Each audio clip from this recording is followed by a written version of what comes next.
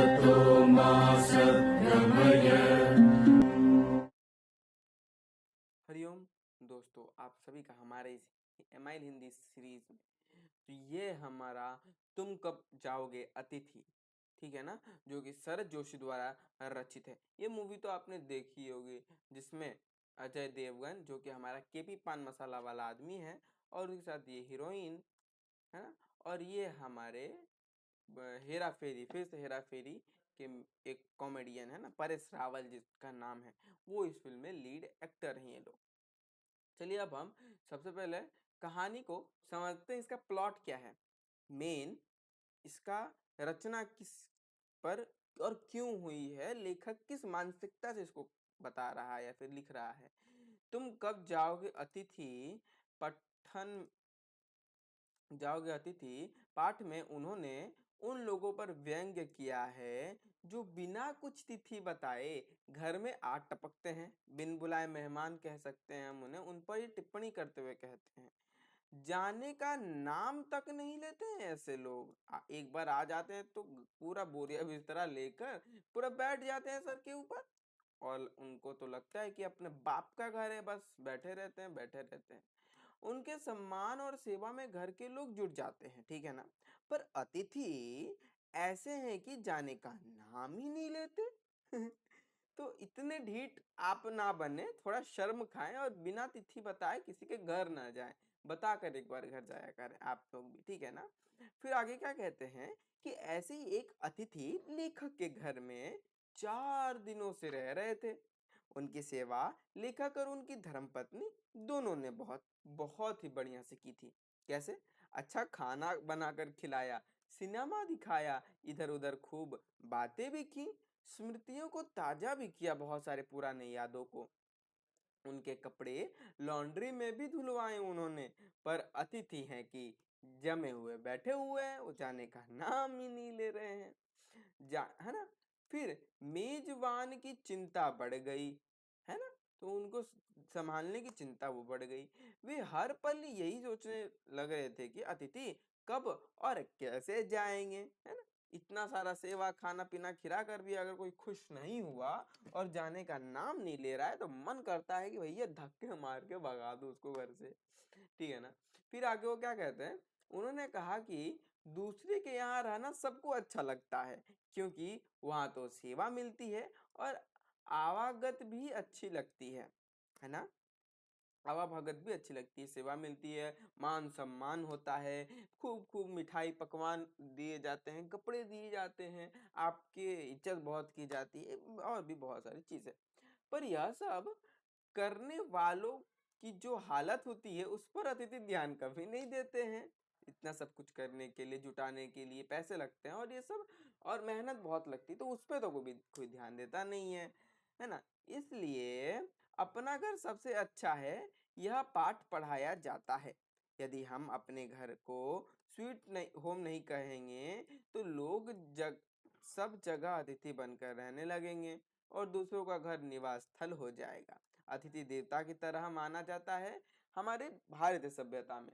जब वह किसी के घर में अनाधिकारी प्रवेश कर ले तथा कुछ समय रहने के बाद सम्मान के साथ वहां से निकल जाए, तो ही वह अतिथि के टैग के लिए एकदम, मतलब कहें तो एकदम बढ़िया है, नहीं तो नहीं। यदि वह विशेष उद्देश्य से किसी के यहाँ रहने लगता है, तो लोगों का व्यवहार उनके प्रति बदलने लगता है कि नहीं। और वहां से जाने का नाम ही नहीं लेते अतिथि, तो अतिथि तब देवता नहीं रह जाता है, तब मजबूरी बन जाता है। ये समझाने की कोशिश कर रहा है लेखक हमें, जिनका नाम शरद जोशी है, इस कहानी के माध्यम से।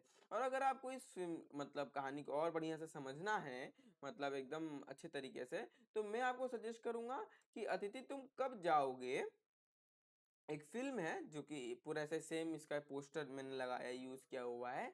वो फिल्म आप जाकर देख लेना एग्जाम के बाद में, ठीक है। फिलहाल अभी पढ़ते हैं समरी, कि तुम कब जाओ। समरी तो हमने पढ़ लिया, मेन आप स्टोरी पढ़ते हैं, क्योंकि यहाँ से आपको क्वेश्चन आंसर पूछ सकता है, और मैं यहाँ पे हाईलाइट भी कर दूंगा बीच बीच में कि आपको 1 मार्क का क्वेश्चन यहाँ से क्या पूछ सकता है, ठीक है।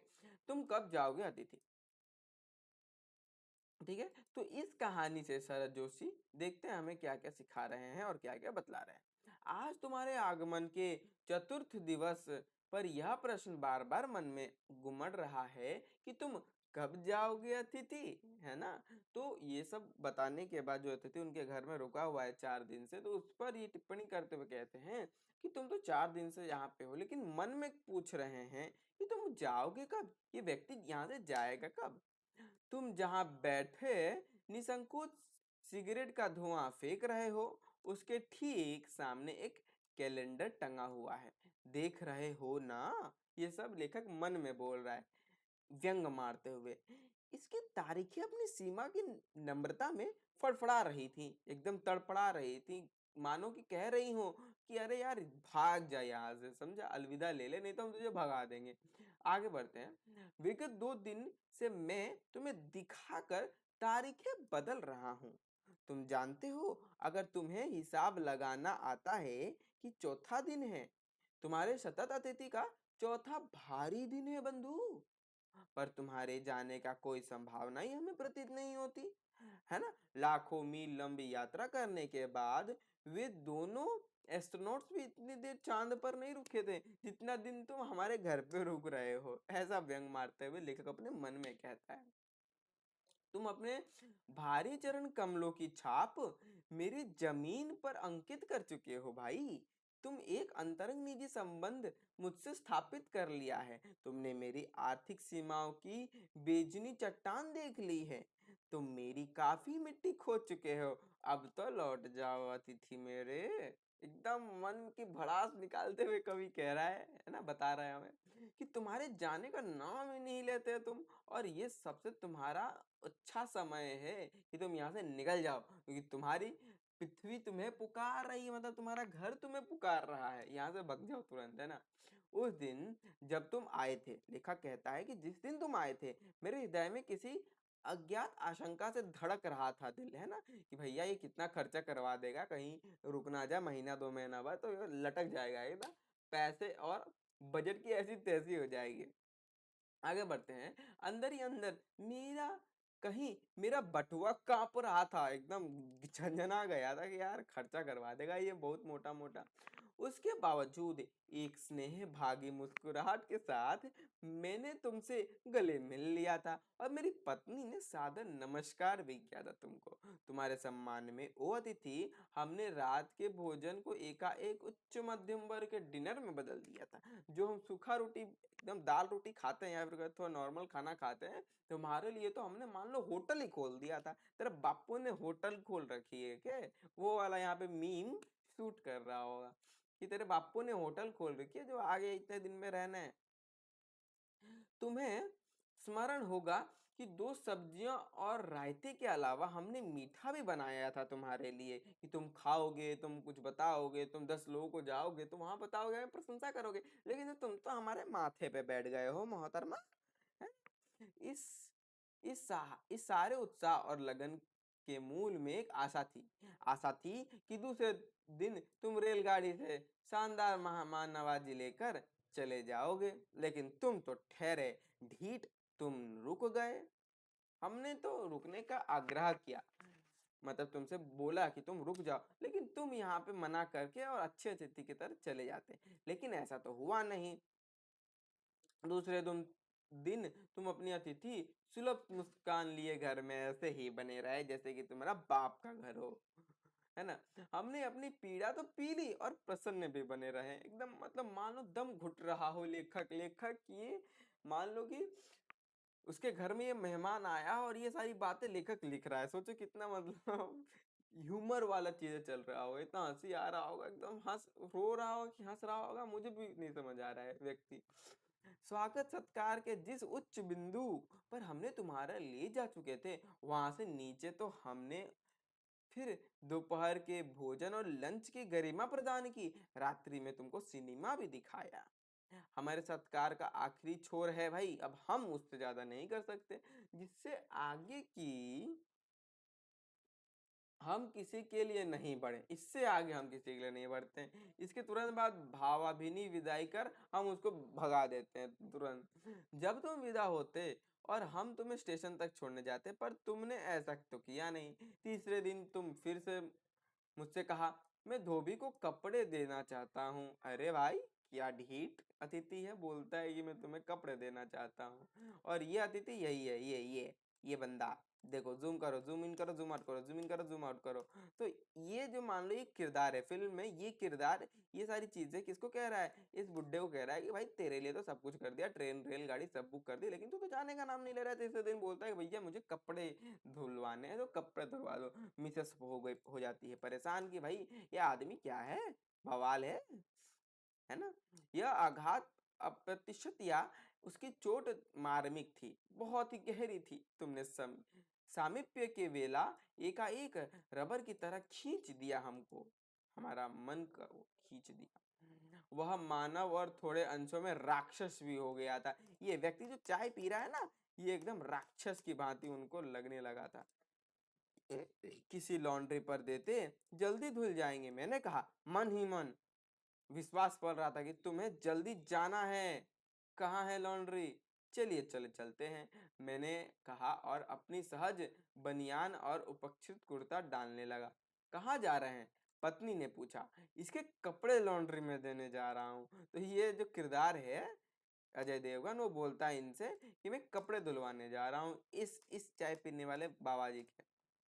मेरी पत्नी की आंखों से बड़ी बड़ी हो गई। अरे, जैसे ये अभी एकदम आंख बड़ी बड़ी करके रखी है ना, तो ऐसे बड़ी बड़ी करने लगी। और आज से कुछ बरस पूर्व उसकी आंखें मैंने ऐसे देखी थी, जब अकेलेपन की यात्रा समाप्त कर बिस्तर खोल दिया था। और अब जब वे आंखें इतनी बड़ी होती हैं तो मेरा मन छाटा होने लगता है, मतलब फटने लगता है। मैं इस आशंका और भय से बड़ी हुई थी कि अतिथि अधिक दिन ठहरेगा। मतलब ये परेशान हो गई कि भैया और भी दिन ये ठहरेगा। ओहो, उनकी टेंशन और आशंका निर्मूल नहीं थी। अतिथि, तुम जा ही नहीं रहे थे, लॉन्ड्री पर दिए कपड़े धुलकर आ गए और तुम यहीं हो। भारी भरकम सलवटे पड़ी चादर बदली जा चुकी है और तुम यहीं पे हो। 4 दिन 5 दिन हो गया। तुम्हें देखकर फूट पड़ने वाली मुस्कुराहट धीरे धीरे फीकी पड़कर अब लुप्त हो रही थी। ठहकने के रंगीन गुब्बारे जो कल तक इस कमरे में आकाश में उड़ रहे थे, अब दिखाई भी नहीं पड़ रहे हैं। बातचीत की उछलती हुई गद्दे चर्चा के क्षेत्र के सभी कोनों के टप्पे खाकर फिर सेंटर में आकर चुप्पी पड़े हो गए थे। हमें मतलब चद्दर समिट चुकी थी, खराब हो चुकी थी बिस्तर। अब इसना अब इसे ना तुम हिल रहे हो ना तुम कल से मैं उपन्यास पढ़ रहा हूँ, तुम फिल्मी पत्रिका के पन्ने पलट रहे हो। शब्दों का लेन देन मिट गया, चर्चा भी खत्म हो गया। परिवार, बच्चे, नौकरी, फिल्म, राजनीति, रिश्तेदार, तबलेदार, पुराने दोस्त, परिवार नियोजन, महंगाई, साहित्य, यहाँ तक कि आंख मार मार कर हमने पुरानी प्रेमिकाओं का जिक्र भी कर लिया भैया। अब तो चुप्पी ही है ना। सब कुछ डिस्कस कर लिया, अपनी चड्डी बनियान है ना, सब कुछ थाली प्लेट सब कुछ डिस्कस कर लिया। अब तो कुछ नहीं बचा है। अब तुम यहाँ से चले जाओ। अब तो यहाँ से तुम चले जाओ, बोरियत हो गया है तुम्हारे यहाँ पे रहने से। कल पत्नी ने धीरे से पूछा, कब तक टिकेंगे ये औरत पूछती कि और कितने दिन रहेगा ये बुढ़ा, है ना। मैं तो आज खिचड़ी बना रही हूँ, हल्की रहेगी। तो क्या कहता है? बनाओ बनाओ। सत्कार की उस्मत समाप्त हो चुकी है, डिनर से चल रहे थे, खिचड़ी पर आ गए हैं। अब अगर तुम बिस्तर को काला का रूप नहीं प्रदान करते तो तुम उपवास तक जाना पड़ेगा भैया। अब तुम यहाँ से नहीं गए तो हम भूखे तुम रखेंगे, है ना। तो और थोड़ा सा है, तुरंत खत्म कर देते हैं इसको हम। आगे क्या कहते हैं कि तुम जाने का यहाँ से चरम क्षण आ गया है, मतलब तुमको जाने का पूरा करेक्ट टाइम आ गया। तुम यहाँ से जाओ अतिथि, तुम्हें यह अच्छा लग रहा है ना, मैं जानता हूँ दूसरे को यहाँ अच्छा लगता है। अगर बस चलता तो सभी लोग दूसरे के यहीं रहते, है कि नहीं। अपने घर की महत्ता की गीत इस कारण गाए गए थे। होम को इसी कारण स्वीट होम कहा गया है, लेकिन दूसरे के होम को स्वीटनेस को काटने ना दौड़े। तुम्हें यहाँ अच्छा लग रहा है, पर सोचो प्रिय कि शराफत भी कोई चीज होती है। गेट आउट की एक वाक्य है जो मैं बोल सकता हूँ, लेकिन तुम्हें बोल सकता नहीं क्योंकि तुम तो बैठे भैया अतिथि। तो कब जाओगे तुम अतिथि, है कि नहीं। ऐसे मन में वो बोल रहे हैं। अपने खराटों से एक रात गुंजायमान करने के बाद कल जो किरण तुम्हारे बिस्तर पर आएगी वह तुम्हारे यहाँ आगमन के बाद 5वें सूर्य की परिचित किरण होगी। वो कहते हैं कि भैया इतना खराटे मारता है ये व्यक्ति, मेरा दिमाग गर्म हो गया, कान सुन्नाटा हो गया, कब जाएगा ये। व्यंग मारते हैं। आशा है वह तुम्हें चुमेगी, तुम्हें चुम्मा देगी, है ना, और तुम्हारे घर लौटने के लिए बोलेगी। क्या पता, अब मेरी सहनशीलता बहुत बहुत ज्यादा मतलब खत्म हो रही है, पानी उबल रहा है, सर के ऊपर से जा रहा है। उसके बाद मैं स्टैंड नहीं कर सकूंगा, मैं लड़खड़ा जाऊंगा। अतिथि, मैं जानता हूँ कि अतिथि देवता होता है, पर आखिर कब तक, मैं भी तो मनुष्य हूँ, मैं भी कोई तुम्हारी तरह देवता नहीं हूँ। एक देवता एक मनुष्य अधिक देर साथ नहीं रहते, देवता दर्शन देकर लौट जाते हैं, लेकिन तुम तो लौटने का नाम ही नहीं लेते हो, है ना। तो तुम इतनी देर रहो जिससे कि तुम देवता बने रहो, यह मनुष्य अपने वाली पर उतर आए, उसके पूर्व तुम लौट जाओ, मैं राक्षस बन जाऊं तब तक तुम यहाँ से निकल जाओ अतिथि। ऐसा ये हीरो कहते हैं। बस ये था एकदम हमारा एकदम सुंदर सरल स्टोरी। अब देखते हैं थोड़ा प्रश्न अभ्यास 1 मार्क का क्वेश्चन। उसकी तारीख अपनी सीमा में क्या कर रही थी? श्रद्धा से, करुणा से, नम्रता से फड़फड़ा रही थी। कैसे? नम्रता से फड़फड़ा रही थी। तुम्हारे जाने की कोई आशंका प्रतीत नहीं होती, है ना। तुम मेरी काफी जमीन खो चुके हो। सत्कार की क्या समाप्त हो रही है? सीमा उष्मा समाप्त हो रही है। अतिथि क्या होता है? अतिथि देवता होता है। कब तक? जब तक वो 1 2 दिन 4 दिन रहे आपकी मन के मानस पटल में, जितना दिन आपने सोचा हुआ है। चलो और एक बार इस कहानी को बढ़िया से सुन लो प्लेबैक करके, और क्वेश्चन आंसर आप खुद से यहाँ से बिल्डअप करो और उसका आंसर राइट करो, कि जितना अच्छे से आप लिखने से शुरू करोगे 1 2 पेज रोज का, तब आपका राइटिंग प्रैक्टिस एकदम बढ़िया हो रहा होगा एग्जाम में, और तब हाथ आपके रुकेंगे नहीं एग्जाम के पीरियड में, नहीं तो आपके हाथ दुखने लगेंगे जब आप आंसर राइटिंग करोगे। तो आंसर राइटिंग आज से रोज का 2 4 पेज लिखो ही लिखो, ठीक है ना। तब तक मिलते हैं आपसे दूसरे वीडियो में, मिलते रहेंगे, ठीक है। और एग्जाम आते आते ना लिखना कम मत करना, लिखना एकदम बढ़िया से करना, ठीक है। और जितना हो सके इस वीडियो को दोबारा सुनो, 1 2 बार 4 बार सुनोगे तो तुम्हारे मन के जो भी डाउट्स है वो सारे धीरे धीरे क्लियर हो जाएंगे। और जो भी यहाँ पे क्वेश्चन आंसर है इसको तुम जाके कॉपी में लिखो कि इसका आंसर एक बढ़िया आंसर क्या होगा, और इंटरनेट से गूगल से आप वहाँ पे सर्च कर सकते हो क्या, मतलब अगर आपको कुछ समझ नहीं आ रहा होगा, ठीक है ना। तब तक आगे बढ़ते रहो। हरिओम। असतो मा सद्गोमया। असतो मा सद्गमय, तमसो मा ज्योतिर्गमय, मृत्योर्मा अमृतं गमय।